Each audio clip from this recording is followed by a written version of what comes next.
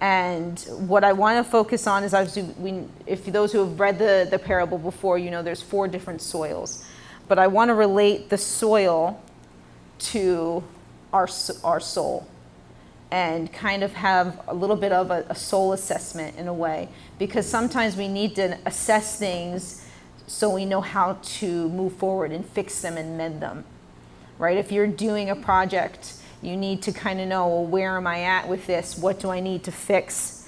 You need to have an assessment. And sometimes assessments can bring a harsh reality. And sometimes assessments can also bring a hope, but it's kind of to reveal, to heal in a way, what I want to talk about. So kind of this question of like soul check, kind of have like a soul check today of, what is the condition of your soil, and asking ourselves that question.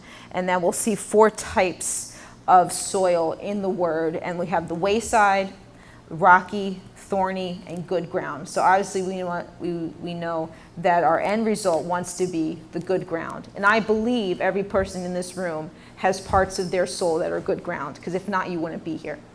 So I want to start with that I do believe that each one of you has that. But there might be, sometimes we may not realize there's different parts perhaps in our garden that we've allowed maybe these other types of soils to coexist with the good ground, and kind of figure that out.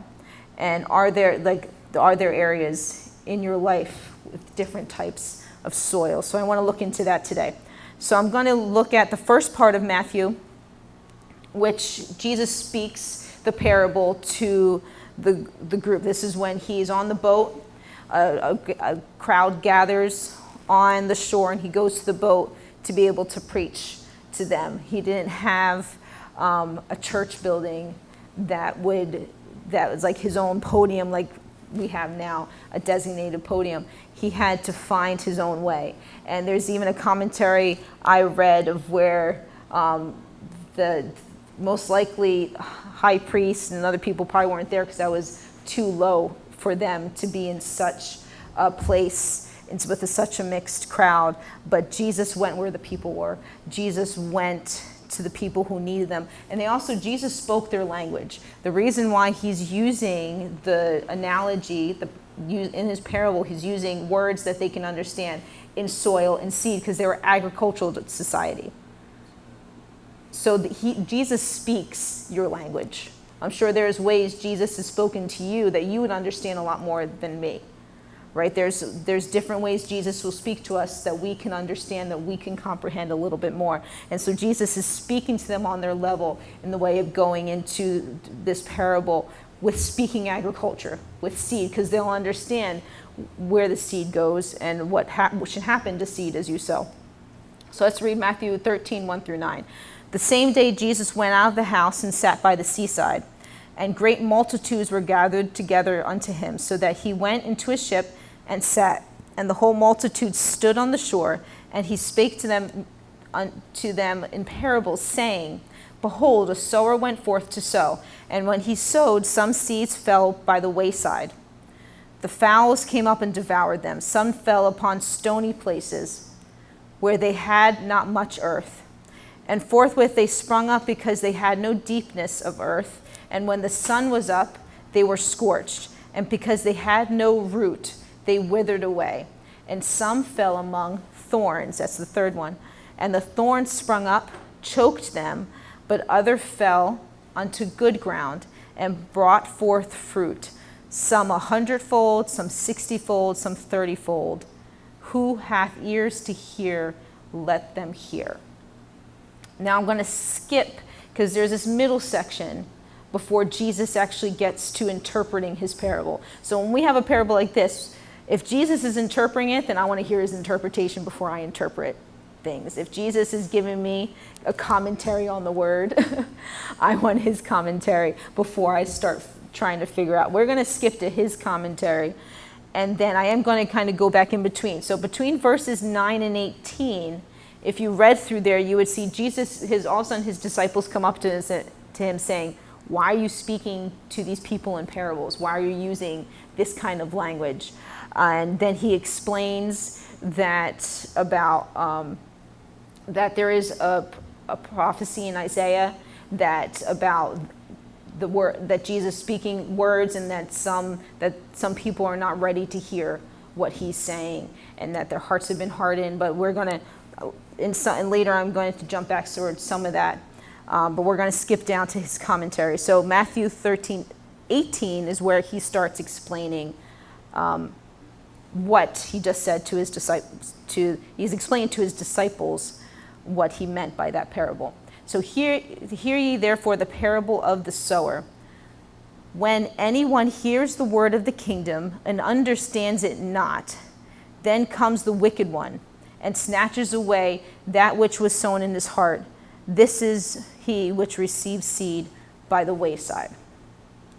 Verse 20. But he that receives the seed into stony places, the same is he that hears the word, and with joy receives it, yet hath he not root in himself, he endures for a while. For when tribulation and persecution arises because of the word, by and by he is offended.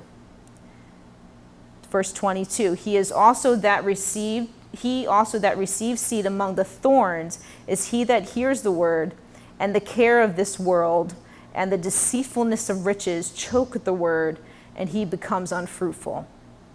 In verse 23, but he that receives seed unto good ground is he that hears the word and understands it, which also bears fruit, brings forth some 100-fold, some 60, some 30.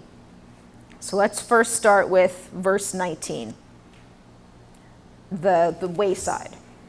So again, I have the verse so we can kind of reference there. So before we want to go to that, first we want to figure out, in the beginning of the parable, who is introduced, the sower and the seed. So who is the sower and the seed? Jesus is the sower.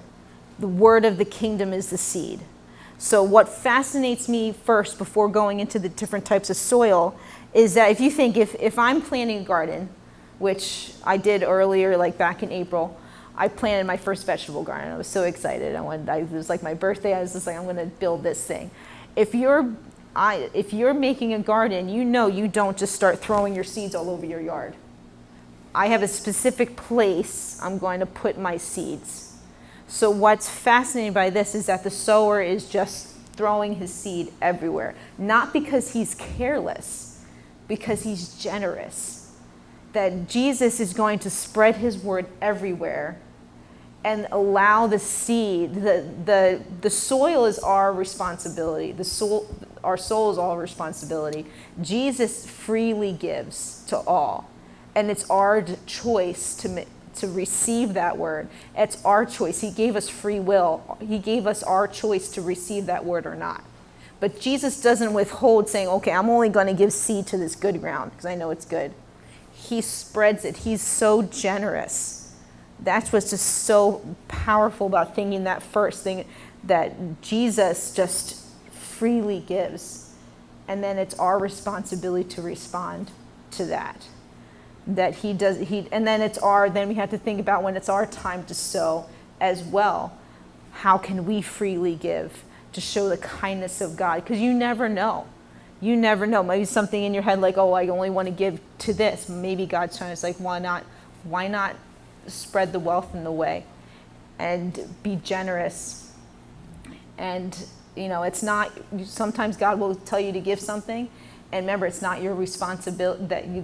The way they respond and receive is not your responsibility. Your responsibility is to freely give. So the first soil condition is the wayside. If we notice here, what is it? He hears it, but does not understand it. And so then the wicked one comes and snatches it away. So the seed is not received, is not understood. It's kind of like it goes one ear, out the other type of thing. You talk to somebody, and then later on, like, did you even hear me? It's just like, maybe you're talking to someone. If you notice, if you talk to someone, we have a thing, Adam and I, is if we're not looking at each other sometimes, we might have to wait. We don't realize maybe we're reading something, or we are not. You have to make sure you have full engagement. Those people do not have full engagement of what's being given to them. it is not received, it's not understood. And I'm gonna highlight that word understands because that becomes important later. And then something that I proposed, I asked Adam a question the other day. Also, if you think of the road, again, that's not where seed is sown. So is it also places in our lives of maybe it's a place we're not supposed to be? And sometimes when we're in a place we're not supposed to be, we don't easily receive what we need to receive in the way of a word. If we're somewhere we're not supposed to be in life, then sometimes it can be hard for us to receive certain things. So I was kind of asked that question, is God asking me to maybe move my heart into a different position, a different posture that I can receive what he has for me. And this is where we're going to jump to back to verse 12, and about not understanding, not hearing. So again, remember I told you in between the parable given to the people and then Jesus explaining the parable to his disciples, you have these verses of Jesus explaining why he uses parables. And in verse 12, it says, "For whoever has, to him shall be given, and he shall have more abundance. But whoever has not, for him shall be taken away even that he has." So that's not talking about, what it's talking about, in the way I'm interpreting right now, is it's talking about spiritual knowledge.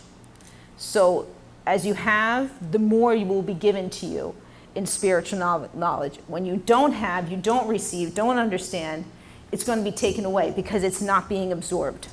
So that's where we see the picture of the wicked one coming and snatching it away. Because that goes along with that verse 12, that whoever has not, from him shall be taken away even that he has, of that spiritual knowledge. It's almost like, sometimes I equate to it, if maybe you had a skill or you knew something, but you don't give it practice, what happens? You lose it. If you don't give ear to it, you don't give understanding, you don't continue to tend to it, you can lose it. So that's connected here with the wayside. But what's powerful as you read more into that middle section, verse 15 has a promise of healing for those, again, just because maybe parts of your life are on the wayside, or you know people that might be on the wayside, it doesn't mean you have to stay there. It's almost like there's this hope, like you can get to the parts of it that needs to get to the good soil. So 15 says, now this is he's referencing to the prophecy in Isaiah in some of these verses. So this is the prophecy in Isaiah around 15 that he's talking about. "And for this people's heart is waxed gross, and their ears of dull of hearing." So he's talking about a people who, and it could also resonate in our generation, of people who made their heart has become calloused. And it's also for us too to think, is there parts of our life that become calloused and hard where the word can't penetrate? Because again, on the road, it's hard ground. Even if it's dirt, it's hard ground. It's not tilled soil for it to seep in. So the hearts that have been calloused, of where we can't receive, maybe it's unforgiveness, or maybe it's other parts of ourselves that have become hardened. And we need to allow God to till that ground and to allow the seed to penetrate. But he's also talking about a generation who's maybe been they're just full of other knowledge that they're not allowing the truth to come in. That is that their heart is waxed gross, and their ears are dull of hearing, and their eyes have closed, they're blinded. Lest at any time they should see with their eyes and hear with their ears, and should understand, their heart should be converted, and I shall hear them. So in this, that the promise of healing there is, even if you're in a place of the wayside, if you posture yourself into desiring wisdom, to desire understanding, then things become opened, and things that you can hear again, see again, to hear and see, and your heart can be softened to what God's trying to say. So there is that hope of healing if you change your posture. If people change their posture, there's hopes of healing. So going on to the next one, verse 20, is the stony places. Now the stony places, now this is they received, they hear it, but it doesn't take root. So the same is he that hears the word and immediately receives it with joy. So they received it, but it doesn't take root. It just stays at the surface. Endures for a while, for when tribulation and persecution arises because of the word, by and by he is offended. So you hear and receive, but it doesn't take root. It's like sometimes you talk the talk, but not walk the walk kind of thing. Without roots, you can't endure. Roots is the key to enduring in hard times. I'm sure you've seen maybe places in your life, maybe other people that, they're doing well, and then the hard times come, they're like, forget about this. I don't need this trouble. But maybe it's also time, there is times to maybe see, like cut your loss or whatever, but maybe there's also times that God's telling you it's time to endure, not to give up. It's time to endure. But without roots, that's harder to endure. And with the Son, remember the first verse, the first time he said, the Son is what is actually the picture for tribulation and persecution. And there's a commentary I read of where they're talking about, think about, the sun is actually necessary, right, for plants to grow, right? But in this sense, the sun is equal to tribulation and persecution. And the very thing that can strengthen you in other times, because when you go through hard times, if you come through it, what happens? You usually become stronger. And the very thing that can make you stronger in this sense kills it because it's not rooted. So the very thing that can strengthen you can kill you if you're not mature enough to withstand it. So there's times where we ask God for more maturity that you can withstand. There's things as adults we can withstand longer because we're older, we're stronger than maybe kids can, because there's more maturity there. But on a spiritual level, God's calling us to a place of maturity that maybe down the road we might have to go through something that we need that maturity to get through. While I was in Miami, I read a book that was given to me about 8 women who endured persecution all around the world, mostly in the other hemisphere of this world. And just to think some of these women were hardly even Christians, and then the persecution they went through just to stay strong to their faith, and kind of think like, wow, like what would I do? And I know there's a matter of grace that maybe it's not time for me to go through things like that, but to kind of ask yourself, like, God, like, help me to really know you and position myself to desire your word. I mean, what really affected me was seeing some of these nations, like in China and in other places, of where there's no Bibles, but like Bibles were treated like gold. And yet we have Bibles everywhere, and sometimes we can, like kind of treat it like it's nothing. Where there's a story in China where the main woman met this older man that literally wrote out the whole Bible by hand, just so he can have a physical copy, to the point of where his hand was warped because of all the constant writing to get it done. And just really, just the thought of those who have to live through persecution in other parts of the world, and really to pray for them to continue the strength, but also to look at our own American world of how we live pretty easily. And yes, there are times that maybe we had to defend our faith. There's times when I was younger, I remember that, I got maybe made fun of by some people because of what I believed in, but that nothing compared to what some of these other people have went through. But God, like, if you continue in him and allow to mature you, that he can help you withstand those times and to really know his truth, to speak his truth, and to not wither, to not fail, and to be able to continue on. And there's that encouragement there that with God we can withstand. That each one of us, I'm sure, has gone through some things, hard things, that God has helped us through. And to continue to desire that maturity to withstand even more, to grow stronger. Also, what caught me at the end of this, I underlined the word offended. Because that means if they were offended without any roots, I can conclude that the more rooted we are, the more mature we are, the less offended we should be.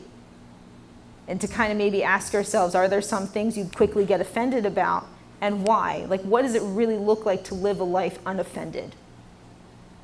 And that can sometimes really be quite an endeavor to really, are there some things we allow to offend us that shouldn't offend us?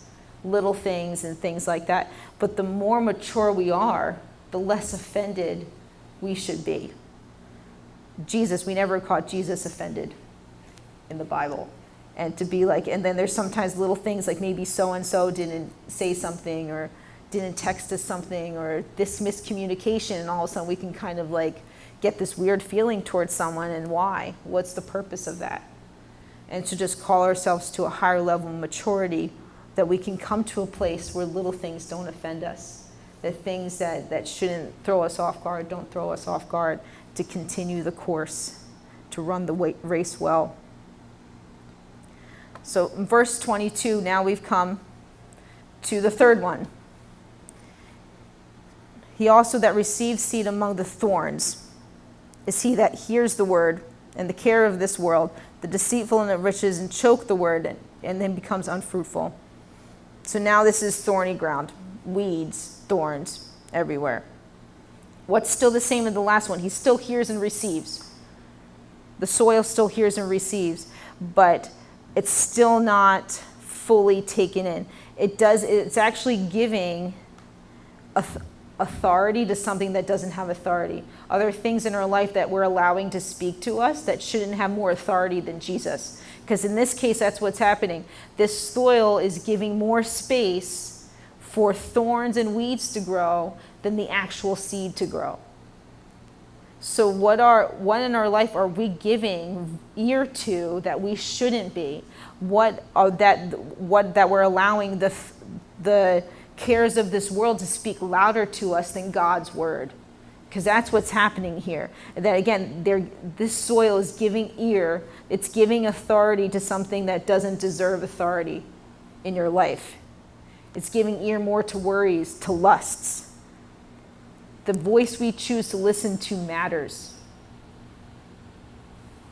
So what areas, I can, I'm not saying this in the way, like I've had, when I was reading this, I looked at some, I was like, oh wow, I'm allowing this to talk to me much louder than Jesus.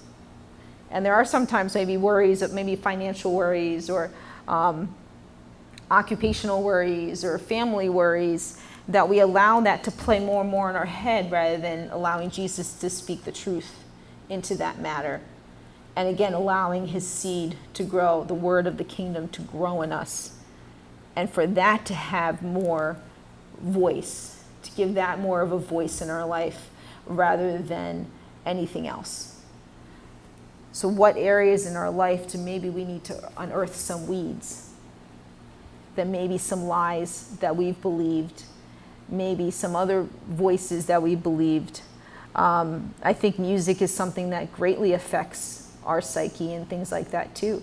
Like, what are we giving ear to in the way of even the news? I mean, I feel like the last couple months I've talked about this a lot. Like, what are we being careful to really speak to us in this time of what's really the truth of the matter? Like, yes, we can hear the news to maybe hear some facts, hopefully. But it's really like we can look to God. It's like, God, what are you really doing in this time? Like, yes, I see the virus, and I see racial tensions, and I see, this and that, and to kind of look like, God, what are you trying to do not only in me on this earth? Like, what are you saying? What's your news right now about this? If God had a news channel, what would he be focusing on for us to really see in this moment? What's his truth about the matter? And again, like what can we do to make our ground getting closer to the good ground?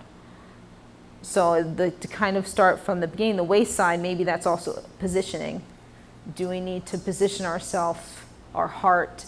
What parts of our heart do we need to uncallous and become softened, and then allow God to do some healing to make it softer? Are there some areas in our life that we've allowed, because of hurts and pains, that we've kind of put a little bit more guard up to not allow other things in? and then with the stony ground allow us to what maybe we need to allow to take more root, to really become what's areas in our life God's asking us to maybe to mature a little bit more, for things to really grow root in. And then for this, maybe what are some things I need to weed out? I need to get my hands dirty and allow God as there's a verse in the Bible where God is a husbandman, that he'll get his hands dirty in our mess. He's not scared to get his hands dirty to help us out, to get to that good ground. Also, what's interesting, that weeds affect fruitfulness. That in this, if you notice at the end, it says becomes unfruitful. So when we're focusing on other things, that means we're not focusing on the areas we can be fruitful. We're not seeing fruit. We're not seeing things produced because we're giving ears and attention to something that doesn't deserve it. So what some areas maybe we don't see quite as much fruitfulness, maybe it's something that we haven't given attention to.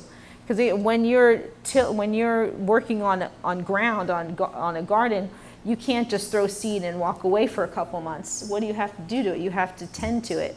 You have to pull out the weeds. You have to water it. You have to prune it. You have to do work to it. So it's constantly something that we work on, not just like, oh, I'm good now, I can walk away. It's something we constantly tend to. We work on it. Now finally, the good ground. Verse 23. But he that receives seed into the good ground is he that hears the word and understands it. Remember the beginning, what I said, what happened with the guy on the wayside? He did not understand it. Now what happens at the end result of good ground, you got all that stuff out, is understanding. Understanding is really key there, which also bears fruit that brings forth some 100-fold, some 60, some 30. So like I said, the fourth condition, good ground, he hears, receives, but also understands. So understanding, I'm going to skip to that other point there. Understanding is the key to fruitfulness.